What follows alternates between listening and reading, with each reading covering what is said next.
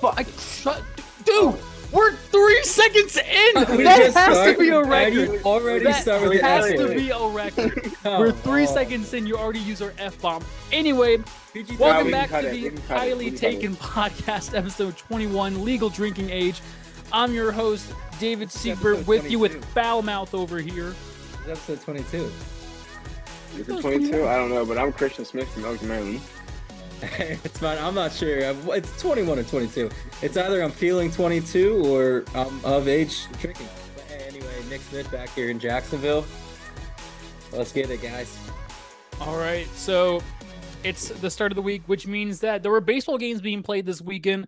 Yes, That- there was. Is going to affect our livers tonight. So the only person, again, who ever knows these results is Nick. So please tell us who lost. Yeah, guys.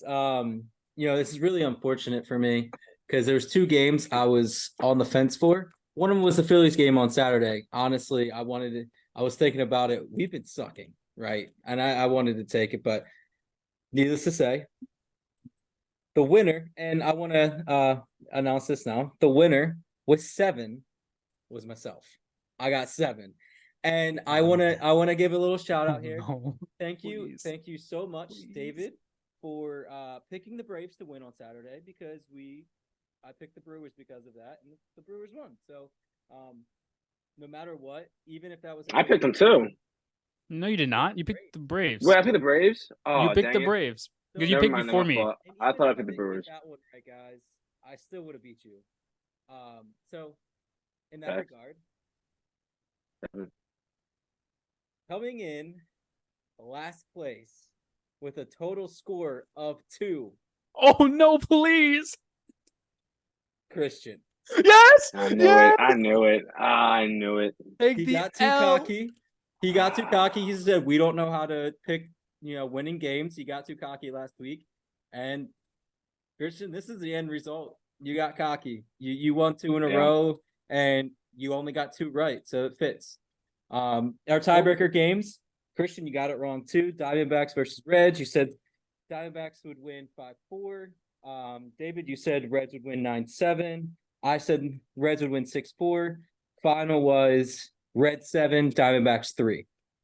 Corbin Carroll hit a home run in the game. And I So- will say, Christian, you weren't wrong. Baller. You weren't wrong. Corbin Carroll did walk off the field.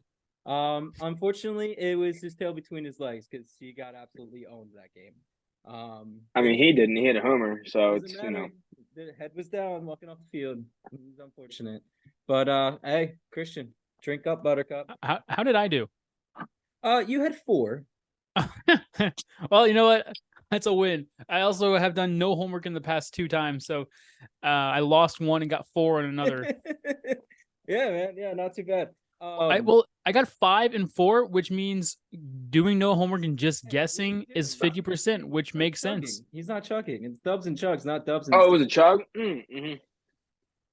What was he doing? I don't know. The only thing is we can't start without him for the next segment because ladies go first, and we're going to talk about corners.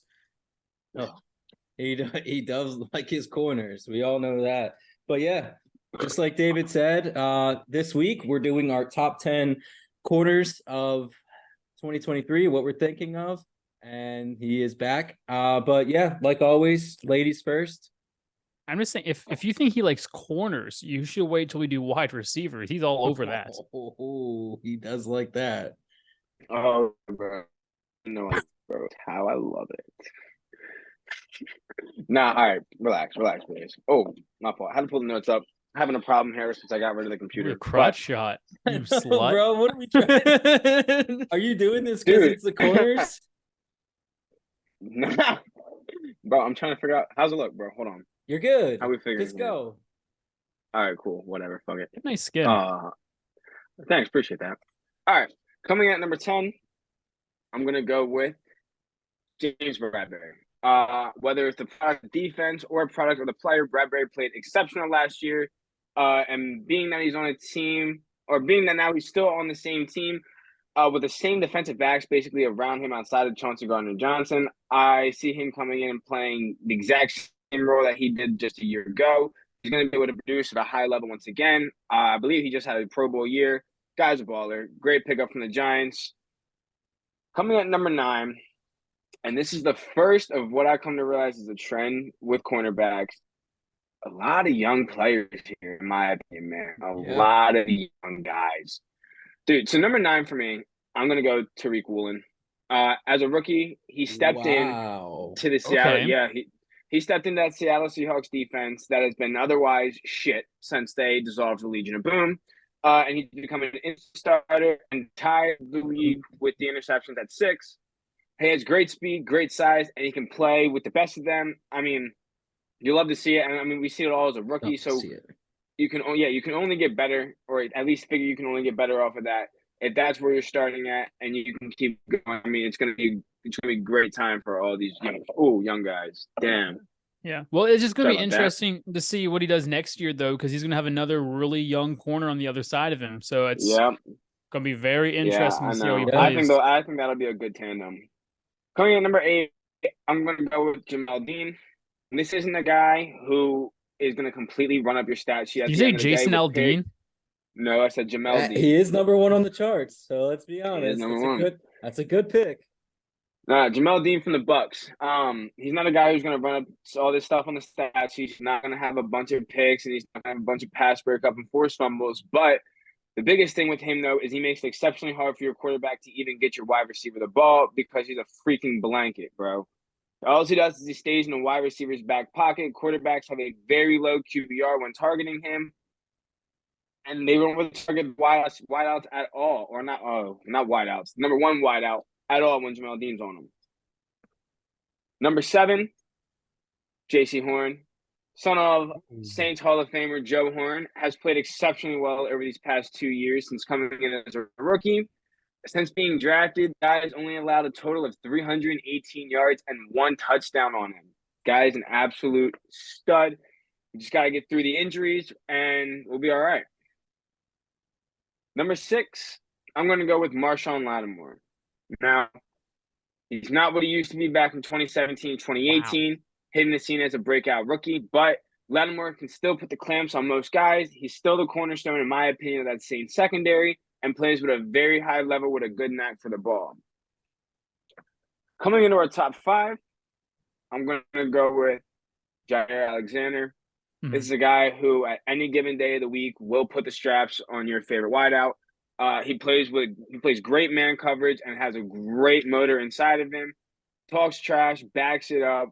I mean, he's the glowing beam on an otherwise questionable Green Bay defense. Number 4, I'm going to go with Darius Slay. Now, usually, it's just wine that gets better with age and never a DB, but it's not the case here. Slay, coming off another Pro Bowl year at the age of 32, propelled the Eagles' passing defense to be one of the top passing defenses in the league. I feel like since he's been traded to us just a couple years ago, we only expected to have maybe a 1 to 2 year window with him, but that hasn't happened. He has played at a high level since we got him, including last season. You just keep wondering when the age is going to become a factor, but as of now, it hasn't been. And so for now, I'll keep him at the 4th spot. Wow. Number 3, I'm going to go with Pat Surtain II.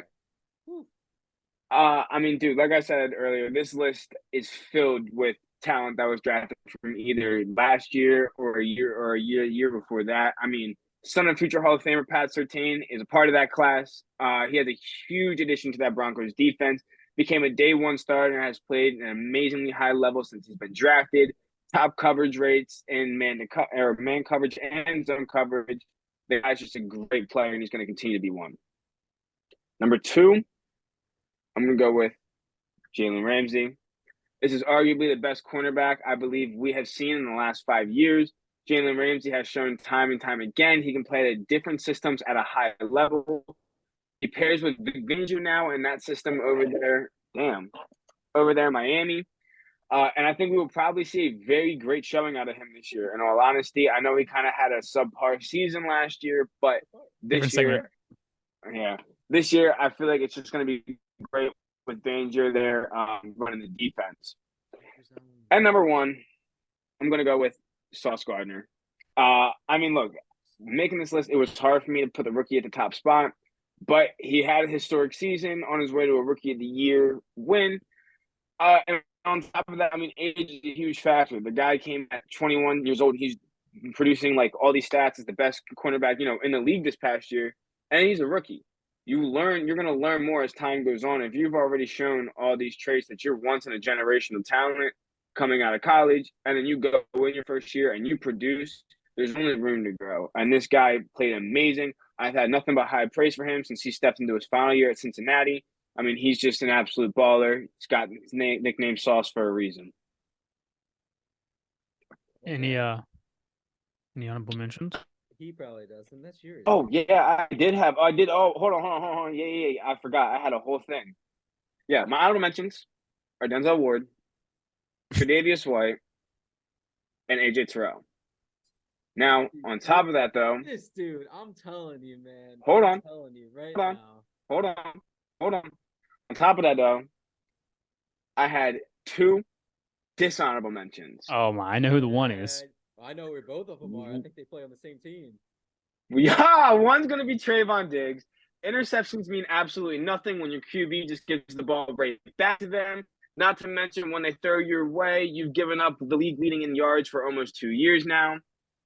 And the other one's going to be Stephon Gilmore. Your time is behind you, and you should have stayed in New England. Cornerbacks that leave New England die after. Oh, well, you're not gonna like my list. How can you say that? We had one that went to our team from New England. Sante right? was pretty good. Yeah. Oh wait, he was like 2 years old, so he doesn't remember that. Yeah. And then what? Okay, and then what? We got like Patrick Chung is also one in recent memory. Okay, screw Patrick Chung. Screw Patrick. I'm Make just the guy a talking about bag that. to play like trash and then go back to the Patriots and play good again. Yeah, I was just telling you, man. Yeah, I don't like that. But hey, David, what you got over there, bro? So number 10, I have J.C. Horn from the Panthers. Horn has been a bit overshadowed by another star corner selected 1 pick after him in the 2021 draft, but he had a terrific sophomore year, and he should only really get better. Last season he allowed around, wow, I can't even speak English, 28 completions, 310 yards in coverage with 0 touchdowns against 3 interceptions and 3 pass breakoffs. According to PFF, his ability to move to the slot and line up in the box make him more versatile than your typical perimeter corner, as well. Did you? So obviously his dad was a very popular player. Do you know his mom was a very popular athlete as well, Christian? Yeah, I didn't know that. Did you know that? Mm-hmm. What was her first name? You tell me so I know you're not lying. Pulma. Yeah, Pulma Horn. At number 9, we have Trayvon Diggs, and from the Cowgirls. Diggs did make an All-Pro in 2021. He led the league with 11 interceptions, and I would argue he maybe became a better player than he was in 2021 last year. Now the interceptions weren't there, but he was getting burnt a little less. Regardless, I agree. Interceptions mean nothing. I think he's one of the right there. Are you gonna have 2 players on this list that I don't want on this list? No. Okay. Okay. All right. He's one of the most overrated corners in memory, but I still think he's a top 10 corner. I just don't see how people think he's one of the best in the league. He has great ball skills, but he just bites on all the double moves all the time. There's literally compilations of him getting bit on double moves, getting destroyed by practice squad players on double moves. So if he learns how to be a little bit more conservative, we don't want him to, but if he learns to do that, it's gonna be interesting. Gilmore's playing across from him. You have Deron Bland in the slot, and then I don't know. I mean, that's not that good of a name to say, but who knows? I think he's set up for a decent season next year if he stops biting on double moves. He seems to be less aggressive. At number 8, I have a homer pick with James Bradberry. I think he's one of the most underrated corners in the league, if you ask me. If you look at all of his number stats, including the Pro Football Focus ones, he is top rating in a lot of them. The Eagles and how he swooped down to pair him with Slay, it turned out to be amazing. His first game with us was a pick 6. He had 3 picks, 17 passes defended. He got a second-team All-Pro bid. Obviously, we can talk about that controversial call over and over and over again, but he was amazing locking guys up last year, and he was one of the premier guys that we had on our team. At number 7, I have DJ Reed from the Jets. Yes, really, I have DJ Reed. I think he's one of the two Jets. Yeah, and, he ranked top 15 in PFF's coverage grades using PFF. You know how much that I love that. In the past 2 seasons, checking in at 9th and 11th, which is really bad for a New York team named the Jets. He played across from Sauce Gardner, which you'll see him later in New York. But after allowing passer ratings of 76.2, 66.0, 75.7 and throws in his direction over the past 3 seasons, and allowing just 9.9 yards per reception last year, Reed has proven a few times over that his lack of size, being 5'9", does not hinder him from his coverage at all, especially in Robert Saleh's defense. Right, he's a short king. Yeah, we need more short kings. Yeah. At number 6, I have a pick that maybe not a lot of you can think about. Marlon Humphrey from the Ravens. This is probably Marlon Humphrey from the Ravens. Wow. He's a good pick. That's a good pick. But dang, dude, he's underrated though. He is one of the best slot corners when he gets the opportunity to play the inside. He went back to playing mostly on the perimeter last year, but other than that, even regarding that, he had his best coverage season in a few years, allowing only 74.5 pass rating with 0 touchdowns and 3 picks last year. He can do pretty much anything in Mike McDonald's defense, and I'm sure the Ravens will ask him to do even more than that this upcoming year, especially now that Marcus Peters is gone. Yeah, that's a big one. That was a big one. Got to protect those McNuggets. Peters is getting old, though. They're both getting old, dude. That Ravens defense is getting old. Yeah, but you know what? They did it back with Ray Rice.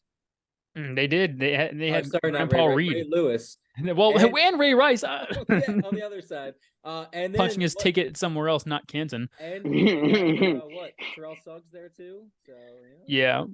Doomerville was there for a little bit. He was fucking lighting it up, man, in the streets and on the field. Who, Ray Lewis or? Yeah. Number 5, I have Jerry Alexander from the Packers. Alexander picked off 5 passes and got his hand on 8 more last season. And he nearly matched his elite performance from 2020 by yielding a passer rating of only 66.2 on throws in his direction. It was 54.3, a few years ago. He proved that he's healthy again after missing a bunch of time due to his injuries in 2021. He has a great combination of speed, size, physicality. There are a few players in the league with his ability to cover with his ability. Dave Jr. There are a few players in the league who have his coverage versatility on the outside. At number 4, I have Jalen Ramsey from the Dolphins. Ramsey got beat for a career-high 7 touchdowns last year as the Rams defense collapsed around him, but he was still outrageously good in coverage for most of the year. His ability to play in the slot or the box makes plays near the line of scrimmage kind of ridiculous for corners. He played for Vic Fangio. He got the original scheme that has taken his game to another level since he made his move to LA. It should only help him achieve new heights and bounds as he hits the latter portion of his prime. At number 3, I got a simple question for you guys. Hey, have you heard about Slay? Slay has. Dude, you heard the news about Slay? You heard about Slay? It was obviously drama-filled, 24 hours with Slay as an Eagles fan. You heard, we're trading Slay. Oh, Slay wants to leave now. We're not getting. We just re-signed Slay. So yeah, it was like we're about to trade Slay. You know what? We're just gonna cut him. Yeah, no, we're keeping him.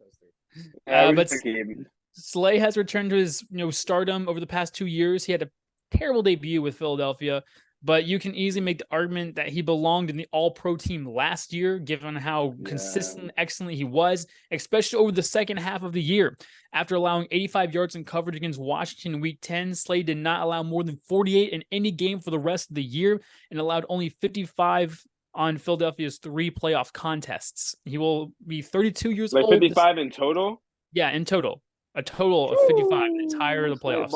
Slay balling. Yeah, that's where they're out there picking on freaking Avante and all of them. And was Avante even playing? I don't know who they were picking on.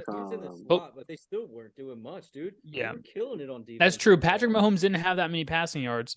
But he'll be 32 years old next season. He hasn't shown many signs of slowing down, but he is aging up there.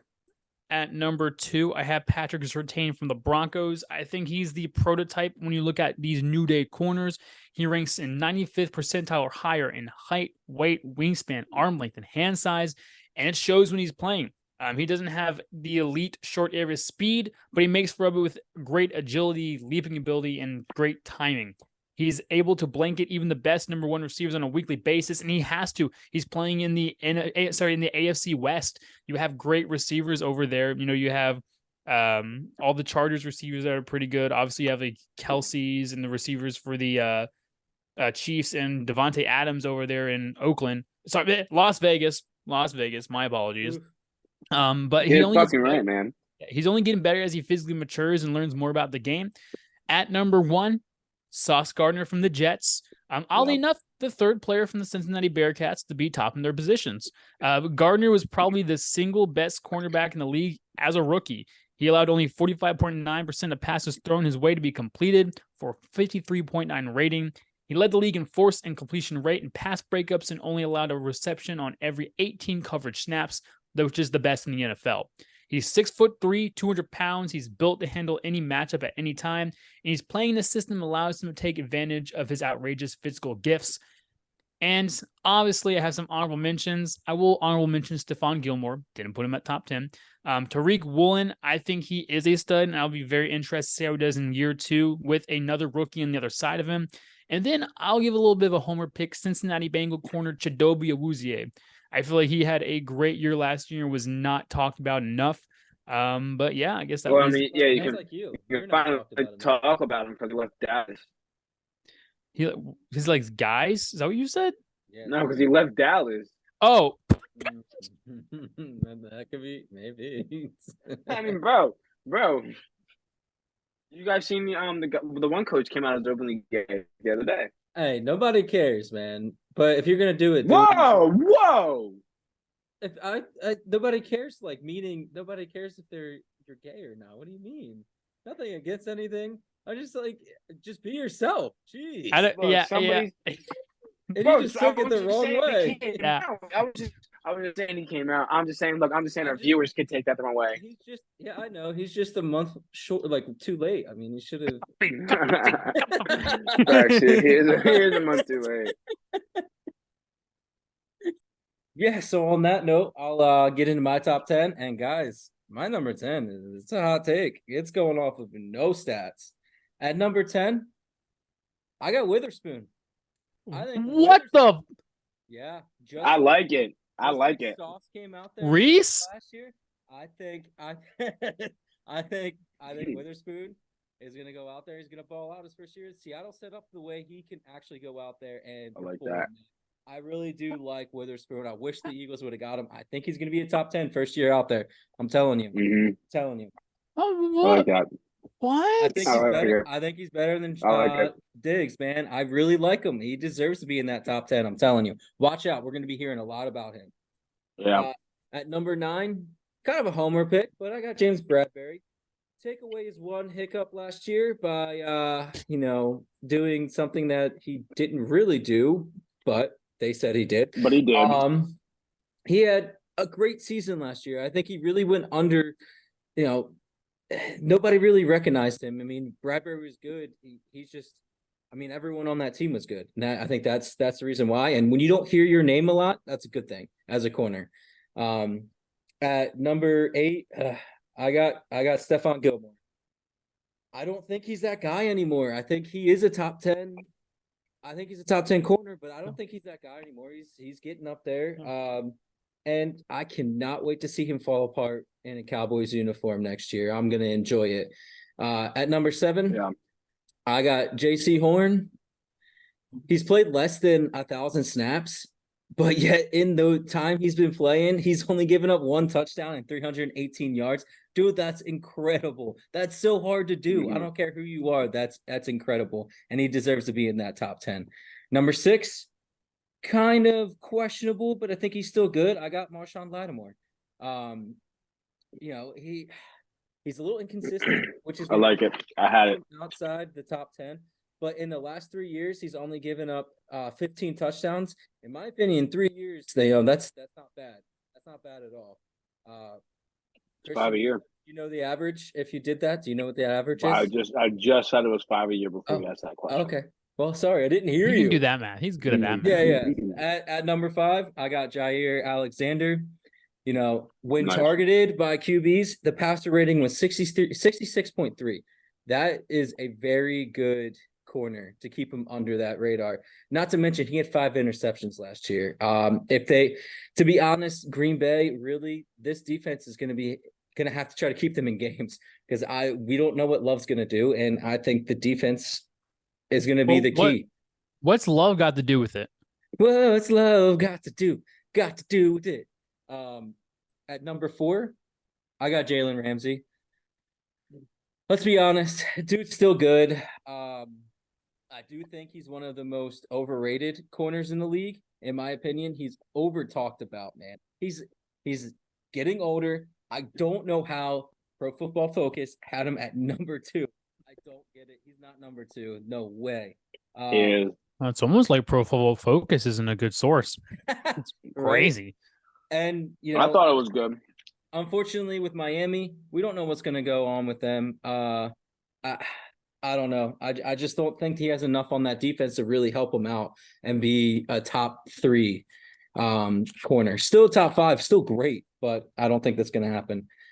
Going into number 3, I got Pat Surtain II. I mean, he's following his dad's footsteps. Let's be honest. He's good at what he does. In 12 games last year, he held the wide receivers to less than 25 yards a game. That's crazy. Not to mention, he's got Sean Payton now as the coach, and I think that it's only going to make him play better. And my only question, does Sean Payton bring back the bounties? I love the paper towels come back. I'm telling you, we don't know. It could happen. No, but I think having Sean Payton there is really just going to help him make his career just skyrocket. I mean, you could see him jump to number 2. I don't think he gets to number 1, but jump to number 2. At number 2, I got Big Play Slay. I know that's controversial. I think it might be a little high, but again, he is very good at what he does every single year. I don't think he's really had a down year. I think last year was his down year, and he still had an incredible year. And I mean, I just look for him to come back this year and be fired up and play even better. I think having Bradbury and him, I mean, one of the better duos in football, in my opinion. Can't wait to see what he does this year after getting that contract that he wanted. Number 1, it can't be argued. Yep, can't be argued. I got Saucy McSaucerton at number 1. Dudes and don't ever call him. Yeah, don't do that. Don't do that shit. Hey man, yes, love it. I mean, do I really need to say anything else? You guys pretty much touched base on it. The dude is an absolute beast, and he was a rookie last year. Yeah, Christian, you said he can only go up, but I mean, he can go down. I mean, obviously, but yeah, so can you. Dude's an absolute beast. I'm sorry, but that's my number 1 right there. And there's a reason why I left Diggs out of this, guys. When you're targeted as much as he was targeted, you're gonna have interceptions. But he also gave up so many big plays, and that's why I had to keep him out of this. But it's staying on football real quick. I wanted to bring this up. Christian, you showed us a little clutch quarterbacks, and I noticed. Did a Cowboys fan write this too? Because I noticed Dak Prescott was on that list. I think he was like number 7 or something. And if we're talking about clutch, I feel like he had 2 huge interceptions in a fourth quarter last year that solidified them losing a game. Wow. I just don't see how he can be considered. Is it the Jags game? Clutch. Yeah. Jags game. I don't see how he can be considered a quarterback when you're doing that.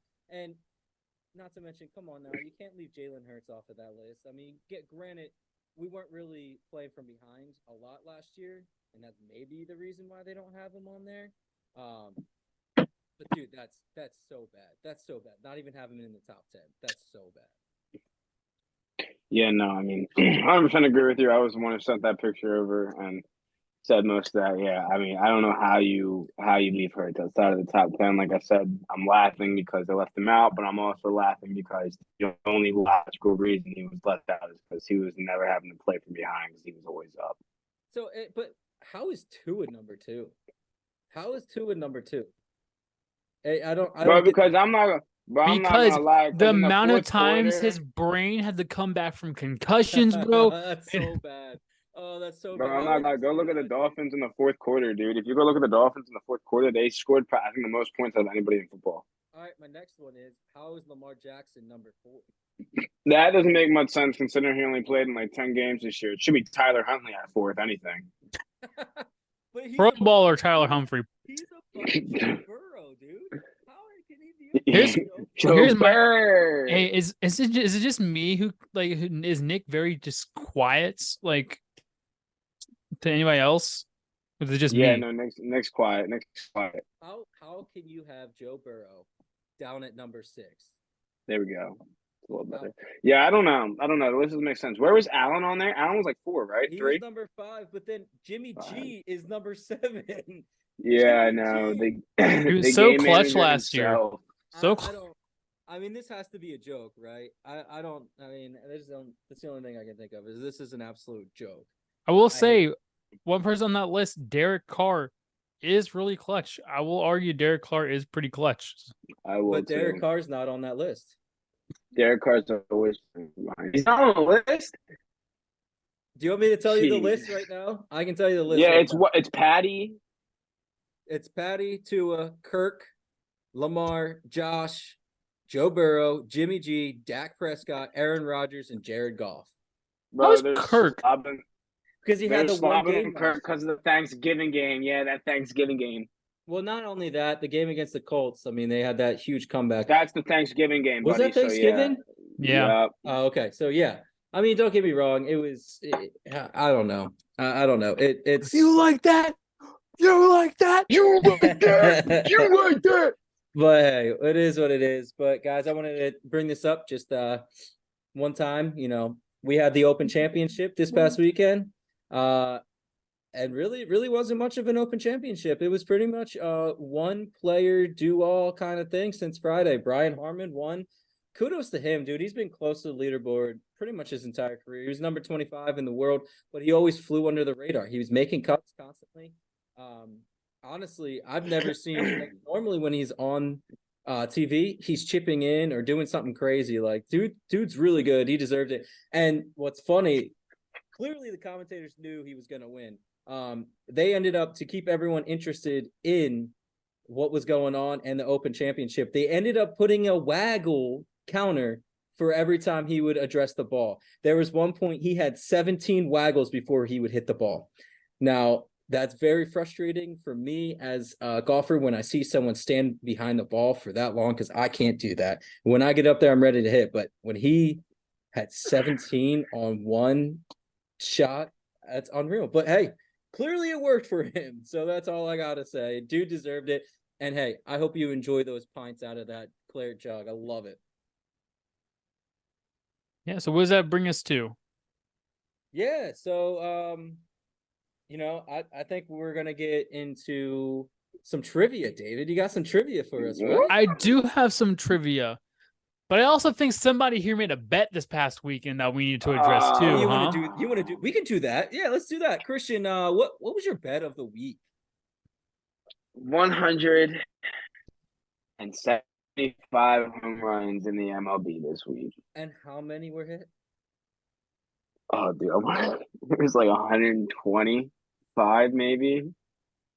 Down week. Yeah. Well, yeah, I mean, I don't know. There was a lot of high-scoring games this week, but it was small ball week. I forget. It was like on Friday. I want to say I forget. I texted in the group chat. I think there was 53 home runs on Friday, and then on the past 2 days combined, though, there was only 77. So good math. Yeah. Very good, man. Good job, dude. But as he's chugging there, I'll explain the rules. So we're gonna do a theme one. I'm calling this trivia tribon. Now what a tribon is, you're gonna list off 3 things. You're gonna tell them what those 3 things have in common. Pretty simple. We have five. We only have 5 questions today. So again, we're gonna go with 1 hint. Rules are if you want your hint, other person has to lock in. We're locking in answers. You're telling me what your answer is, obviously. It seems like he's just slowly drinking this, man. I hate this shit, dude. Well, you know what? He's also drinking in slow motion. He is. What is going on here? We're not going to be able to get. I can't chug it. I can't chug it, bro. The best. You saved the best for last, though. Why are you whining, Ali? Ooh. Well, while we're waiting on that, me and Christian kind of had an argument this week. Why don't we do our top 5 pizza chains? I want to see where they rank on our top 5. Okay. Because I'm gonna come in with the hot take here. I am ready. All right. Who wants to go first? You know what? I'll go first. Give it to me. All right. So at number 5, because it's so cheap, I'm going Hungry Howie's, man. That butter crust, so good. And they have cheap pizza, dude. You love Hungry Howie's. It's so good. At number 4, give me Domino's. Domino's always coming in clutch. They have a good flavor to it, but that's Christian's nickname. That is. But yeah, I think they're pretty good. At number 3, I am going to go with Pat's Pizza. That's so dude. That's so good though. It's such a thick crust. It's such a good pizza. Can never go wrong. Growing up, we always had Pat's Pizza. It's so good. And number 2, I got Pizza Hut. You cannot stop that stuffed crust pizza, dude. One of the best stuffed crust pizza in the game. Not to mention their pan pizza is the best. They, in my opinion, they would be number 1, but they got rid of their flavored crust, and I don't like that. That's why Hungry Howie's is number 5.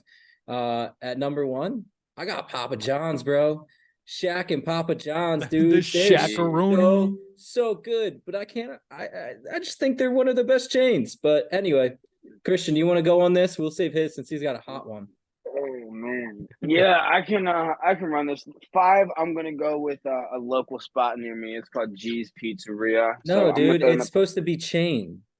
I'll let him go, G's. Let him have it. All right, yeah. Let him have it. Oh, my fault. No, you're good. We'll go with G's. Go for it. After G's, though, this is tough. I think on the 4th spot, I'm gonna go with Little Caesars. For $5 to get a hot and ready pizza, dude. Yeah, but how long has it been hot and ready for?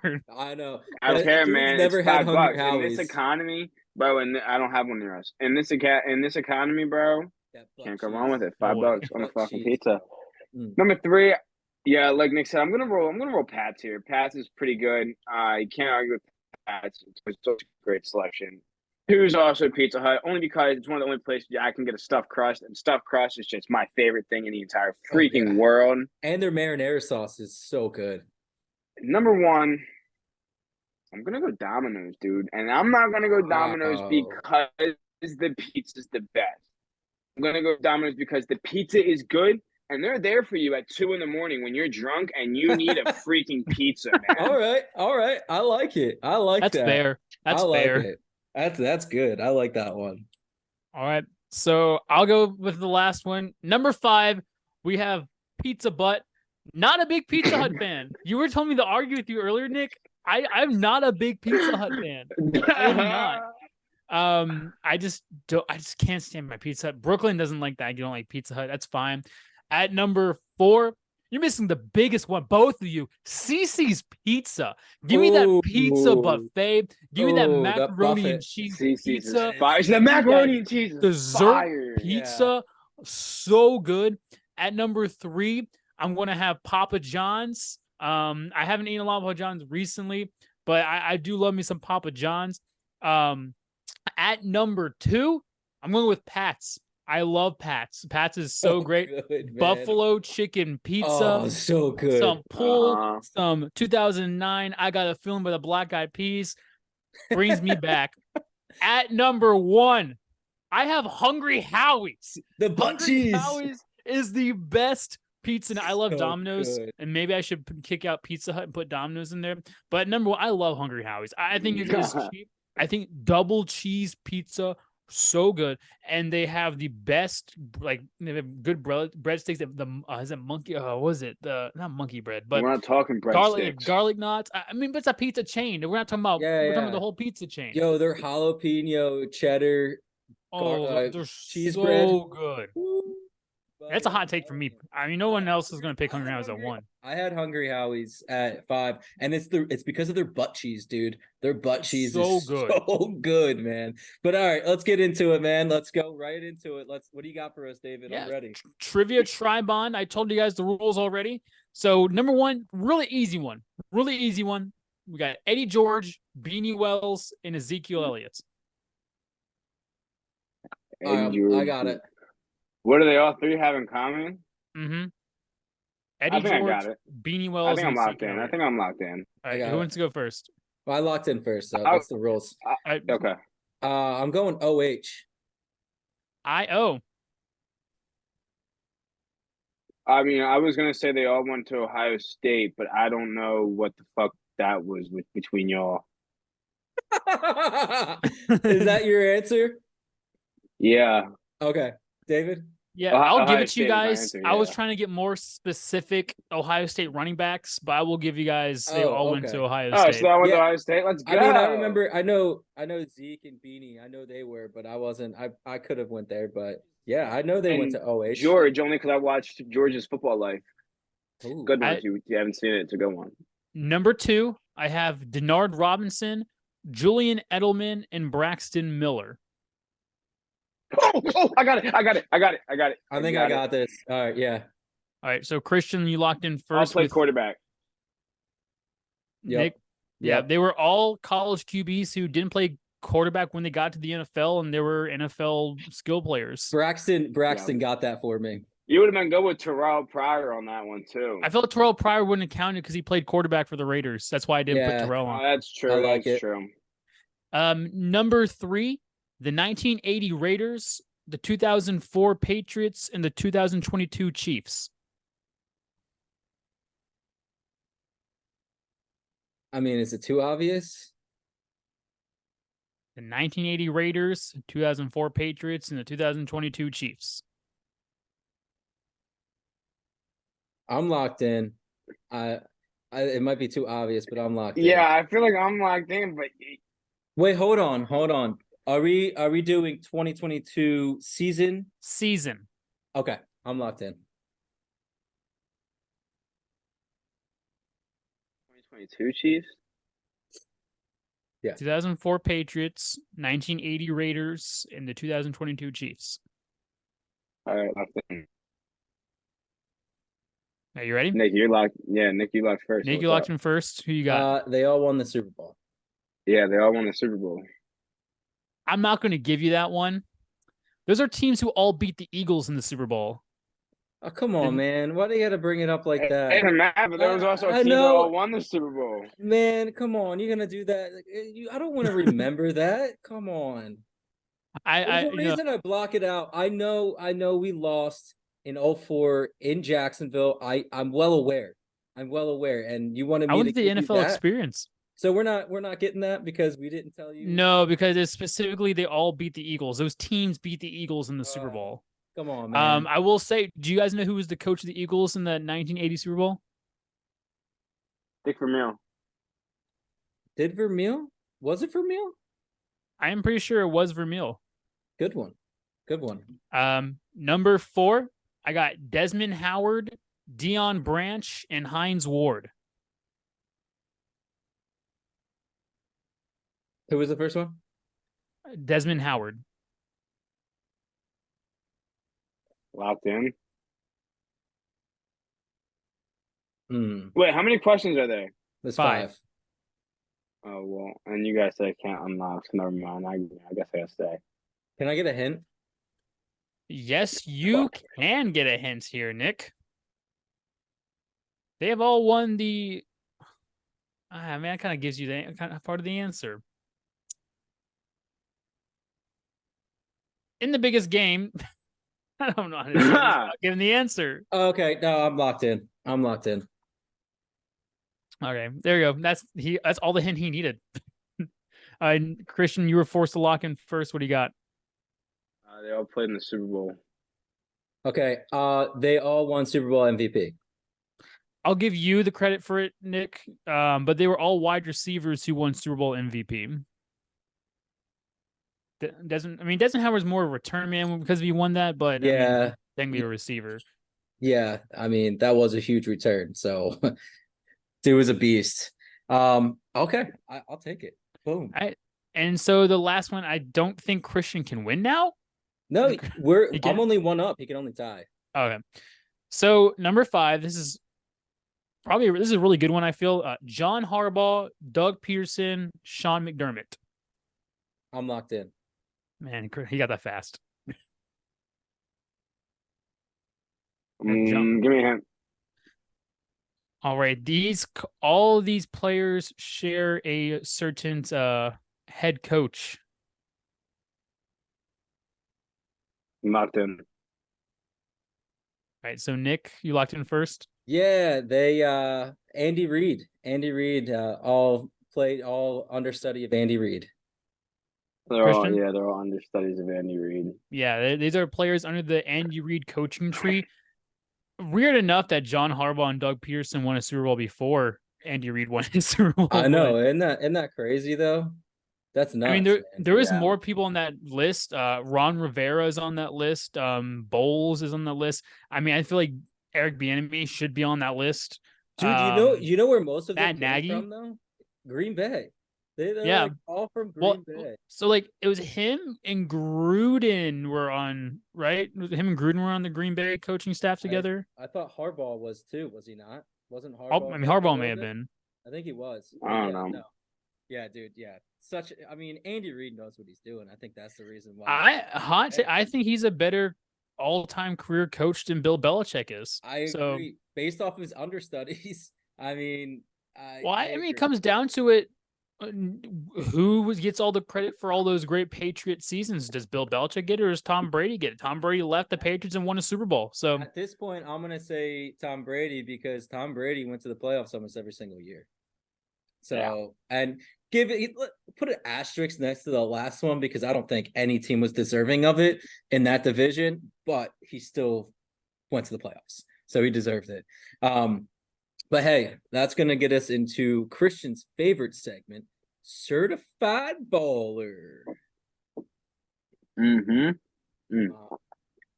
fault. I was eating some gummies. Non-contaminated ones. That we know. All right. There we go. All right, my Certified Baller of the week here, guys. It's going to be none other than rookie Bijan Robinson. He hadn't taken a single snap on the field, and he is now the highest paid running back of the 2023 season. And in a market where running backs are not getting paid, my man just got a lot of money coming his way. We love to see it. I don't think running backs should be paid, my opinion, but you're going to get a paycheck.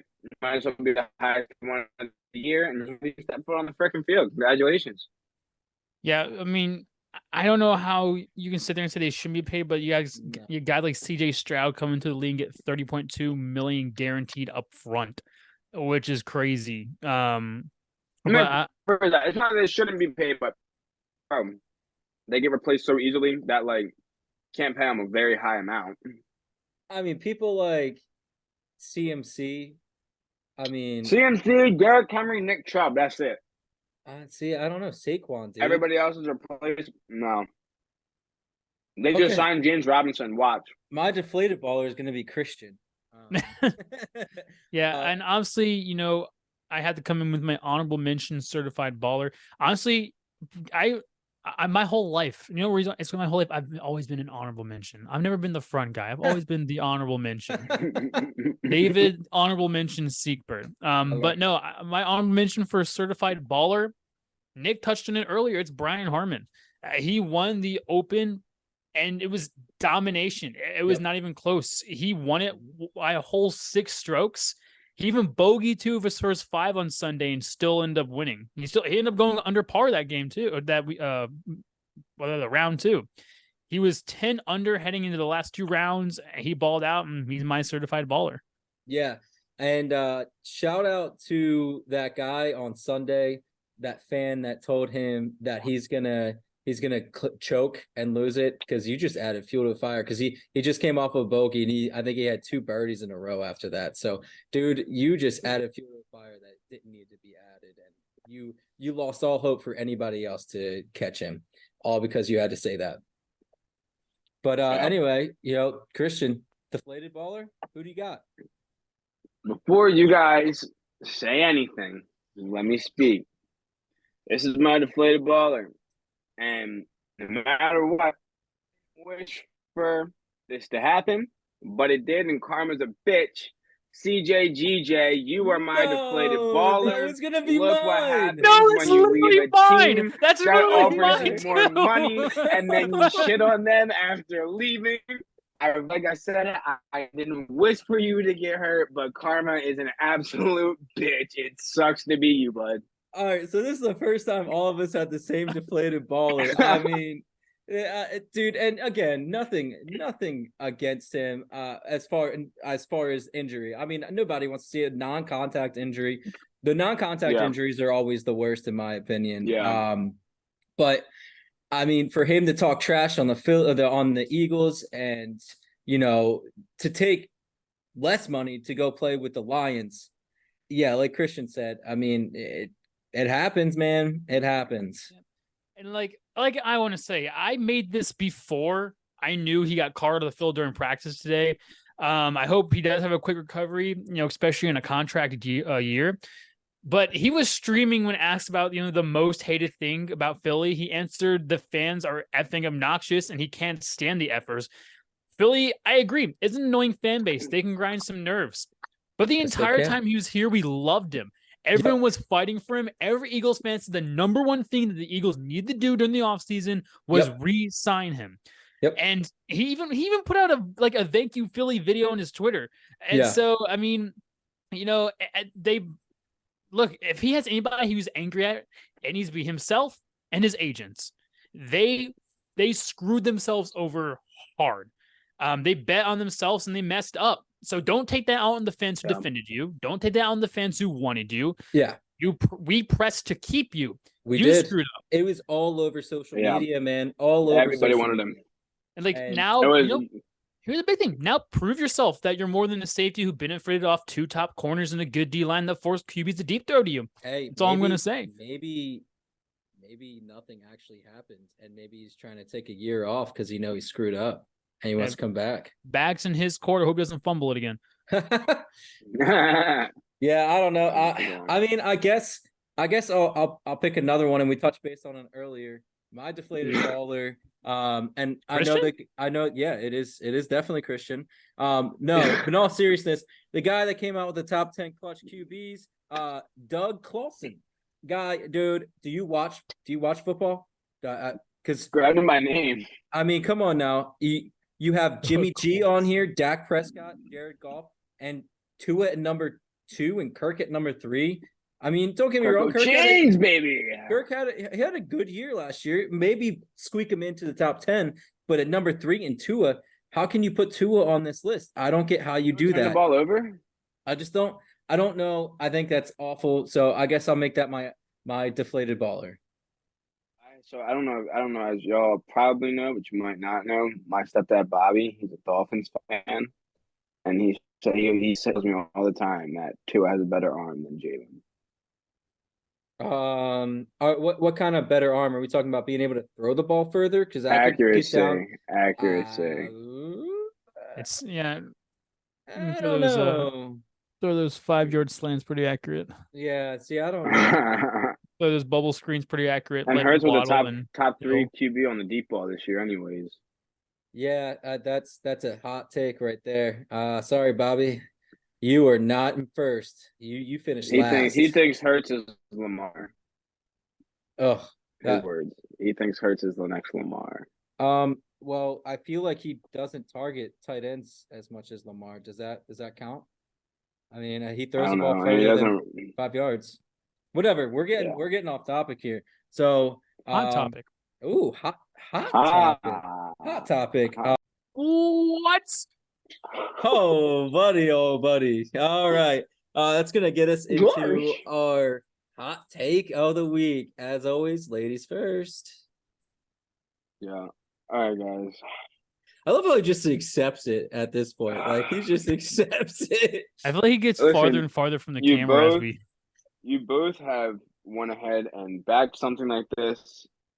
So I'm going to go ahead and do something like this. I think by the end of the week, James Harden will be out of Philly. He wants out. He wants out. We should have had him as a deflated baller. He's in was it He didn't lockout go to mode right Embiid's now? wedding. Yeah, fat boy mode. Yeah, about fat to boy. shoot out. Oh no. Yeah, that's a good one. I mean, he's pressing hard. Come on, man. Maybe I should have had him as my deflated baller. For Dame Lillard for bonus points. Oh, he's an inflated baller right now, not deflated. Yeah, not the truth. David, what you got for your hot take? Yeah, so my hot take is gonna be that the Astros will be in first place in the AL West by this time next week. They're only 3 games back, and the Rangers have been hot minus the series loss. The Dodgers, where they lost 2 games to a combined score of 27-8. But the Astros have been looking good too. The Astros have had a tough schedule. But they get a 3-game series against the Rangers in Houston, then a 3-game series against the recently struggling Rays team. So that'll be interesting. The Rays are now 2 games back of the Orioles in that division. The Rangers have to play that Houston series away, and then they play another away series against the Padres, who's a team you never know how they're going to do. They have all the talent to be good, but haven't proven it so far. So that can be a real trap series there. Yeah. Nice. Yeah, I do like that. I do like that pick, man. And nothing against the Rangers. Rangers they've been pretty hot too. They're 7-3 in the last 10. I'm gonna stay on the same lines of you, but just a little different. I'm gonna say Toronto is going to be in second place by the end of the week. And Tampa Bay is gonna fall apart and end up being in third place. Wow. Yeah, dude. And you know what's crazy? It's nothing like against it. The Rays have been so cold. They're playing the Marlins and the Astros. Marlins I don't know. cold too, but I mean they're playing both of them this week. And then Blue Jays, they got a tough schedule playing both LA teams, but Dodgers they've been hot, but they gotta cool down at some point, right? I've seen this thing, but it said the Rays started the season 30-9, and since then they're 38-30. I mean, that's yeah. I mean, you wonder what it like. Do we give them the benefit of the doubt because they started off so hot? Is that why we're like, oh, they're still good, or is like what's caught? Yeah, that's what I'm saying, dude. I feel like you had that historic of a start, man. Like, or not maybe that historic of a start, but you're on pace to do, that historic of a season. Like, you know what I mean? You look at it, you're like, shit, man. Like these guys they're them. Like. Yeah, because I was saying it from the beginning. I was like, when is it going to happen? I don't like on paper, like they didn't look like a great team. They were just getting it done. Yeah. I didn't see any crazy good starters coming from them. Their lineup, Rosarena's a baller. Yeah. Rosarena. Well, one way or another, we'll get him on the show. Yeah, let's go. Maybe Corbin Carroll. Can you come out here too, man? Dude, come on, let's go. Bro, if we got Corbin Carroll, Bryson Stott, and Randy Rosarena on this podcast, I'd bust 3 nuts at the same time. Yep. That's impressive. That's worse than American Pie, dude. That's what's American Cream Pie? American Pie. Drove my Chevy to the levee was dry. I'll stop. All right. I like the Weird Al version better. Come on now. No, I love Weird Al, but I mean that's not on his top. That's not my mind. This here Anakin guy, maybe Vader someday later, but he's just a small fry. Nope, not better. No, that's a classic. Anyways, so David was making it seem like he has some sort of surprise going on. I have a little impromptu debate with you guys. I saw a video recently where someone says baseball is stupid because a lot of people think that Babe Ruth is still the greatest player of all time. I know I heard some good arguments from him. One of them, he never faced a Dominican player, but he also never saw a slider in his life. Now, this begs the question, is this true? Is it stupid that people say Babe Ruth is the best ever, especially how the game has evolved more? Look, I want to jump into this one. I have a lot of things to say to this, actually, because this is. I can see two things here. All right, look, I can see two things here, right? You got to figure these guys now, right? You have so much coaching, so much development. As David said, homie never even saw a slider, right? Like these guys now, dude, they're machines. They're animals all day, every day, 24/7. It's baseball. You have to go out there and produce. And it's like if Babe Ruth matched up against these guys right now, I don't think he'd stand a chance. But at the same time, you go and look at it, and it's like nobody stood a chance against him when everybody else was playing. You know what I mean? Like it's just different era in times. It's like football, man. Like I don't know. But I feel like there's just certain things how it goes. So let me put this in perspective. One, David, I'm going to ask you what you think on this. But here's why Babe Ruth, in my opinion, is the best. One, if he would have been literally not pitching for, I think he pitched for like almost 10. I think he pitched 10 seasons, and just batted all those, he would be clearly the home run leader. I don't think it's without a question. He probably would have been over 800 in my opinion. But you're forgetting one thing, that he was a pitcher, and he was good. He was really good. Yeah. He had 2 seasons, 23-12, 24-13. His lifetime ERA was 2.28. So in my opinion, that's the best. That's the best. Here's my thing. Here's my biggest thing about it also. I want to talk to somebody who went to his game. Okay. I want to talk to somebody who saw this motherfucker in person. This guy might be a myth for all I know. You know what I mean, dude? Like, I mean, come on.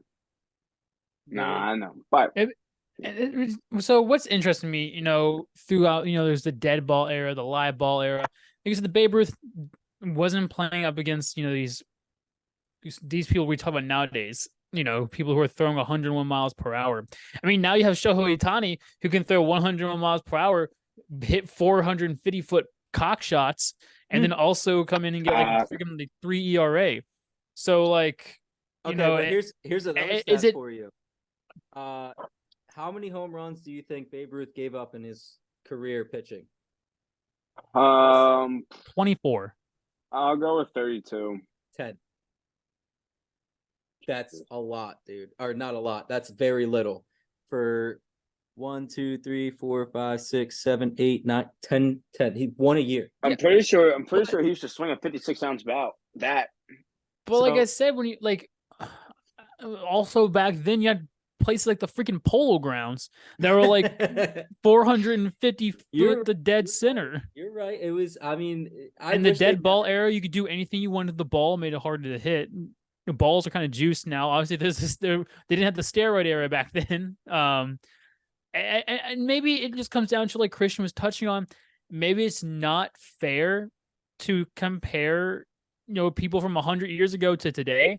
But when you have a sport that's as big as baseball, America's pastime, I mean, obviously there has to be the guy who you're like, oh, he's the best that's ever played this game.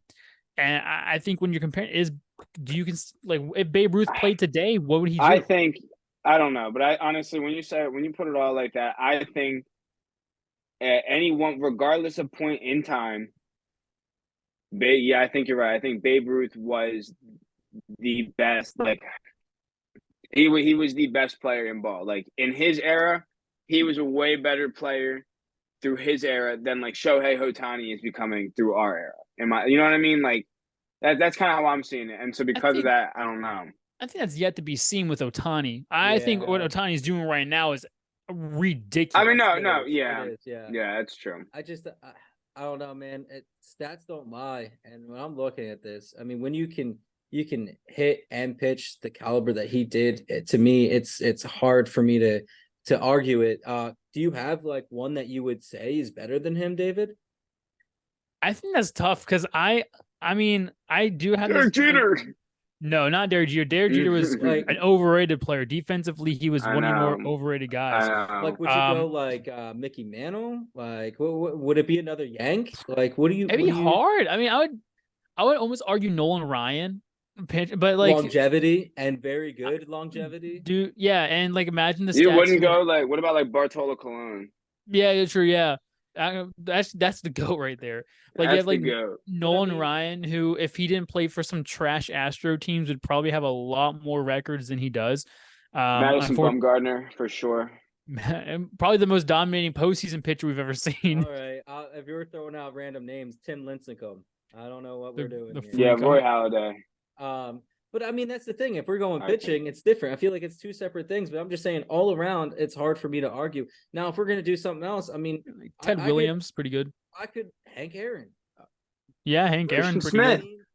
I mean, No. I would, Oh. and I would, if he didn't have a stigma to his name and an asterisk, Babe Ruth. I mean, not why did I Barry say Babe Bonds. Ruth? Barry Bonds. Barry Bonds. Barry Pete Bonds. I mean, Rose. the dude, he was incredible. He was fun to watch as a kid, man. He just, come on, man. You took steroids. It's okay. We don't care. It's just real, and like you said, it's really tough because I think what ended up Improving. happening is that well, one, you can't compare eras. It's really hard. Like we're comparing I'm the one bringing this up, so I'm not going to bash on Nick for this. But you bring up LeBron and Jordan. There's two separate eras. I mean, you had people just beating the crap out of people on court, and nothing really happened to them in Jordan's era. But now, like LeBron's era, you blow on a guy, and then he gets free throws. Yeah, So, you have the Pansy era, and then you have like the Broad Street Bullies era, where they just punched people just because The they golden could. era. I mean, golden and, showers. and I agree. It's the battle of the eras. I mean, it's hard to argue it, but if I'm going just strictly off stats, it's for me.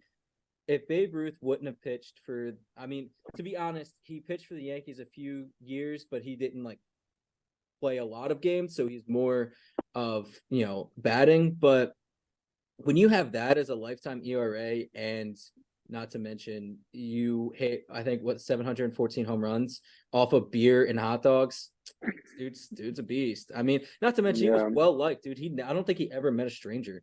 He was always caring. He always cared about people and loved to grow the game. I mean, to be honest, baseball probably wouldn't be where it's at today if it wasn't for Babe Ruth, in my opinion. Yeah. I could agree with that. I feel like he's the one who definitely popularized the long ball. I Yeah. feel like if it wasn't for Yeah. him, like the long ball wouldn't be, what it is. Yeah, I mean, you had Right. him and Lou Gehrig, man. That's one team. That's one 1-2 punch that I would never want to face as a pitcher. Never. Bless you. But yeah, that's a great argument. I mean, I'm interested. Yeah, Hey, if you guys think of a different one, like if you think there's another person, I mean, I would love to hear what people think. Drop it in the comments. Yeah, I mean that's a good debate. Who's the greatest of all time to play baseball? But in my opinion, it has to be Babe Ruth. It has to be. All right. Well, I think that's about it for the day. That was a good argument. Yeah, I liked it. I like that one. Again, hey guys, fantasy football is coming around the corner. Like, follow, do whatever you gotta do. Subscribe to our YouTube channel, and you'll be entered into a chance to play in our fantasy football leagues. Chance to win $50. I mean, hey, $50 is $50. Schwarber with a sack fly. Solid. But anyway, that's gonna end it for us. Oh. We'll see you guys. What do you got, Hey. Christian? Wait, I got one last thing I want to say. I want to say this real quick. Shout out to the greatest name ever made in the history of names. Dude person. You're gonna ball out this year in college, bro. Dude person. Go ahead. The coldest person. Crawford. They really thought hard. Storm Duck. Really thought hard about his name. Shout out to his parents for that one. But hey, as always, we'll see you guys later on in the week. And hey, enjoy the week. Enjoy it. Good week. Okay. Debating on players' teams and even strategies. We keep it real, the sugar-coated fallacies. David's on the mic spinning knowledge of flair. He breaks down the stats with a voice smooth like air. Christian's a funny guy, bringing laughter and joy. He got the jokes unlocked and no one can destroy. Leads the analysts, break down the X's and O's. He sees the game differently than nobody knows. Together unite, forming a podcast dream team, making waves in the industry, fulfilling their schemes. Highlight taking pockets, we taking over the scene. team. We drop dubs and chugs, live in the sports dream. From hot takes to deep dive, it's a winning regime. Come join the hype, we not just blowing steam.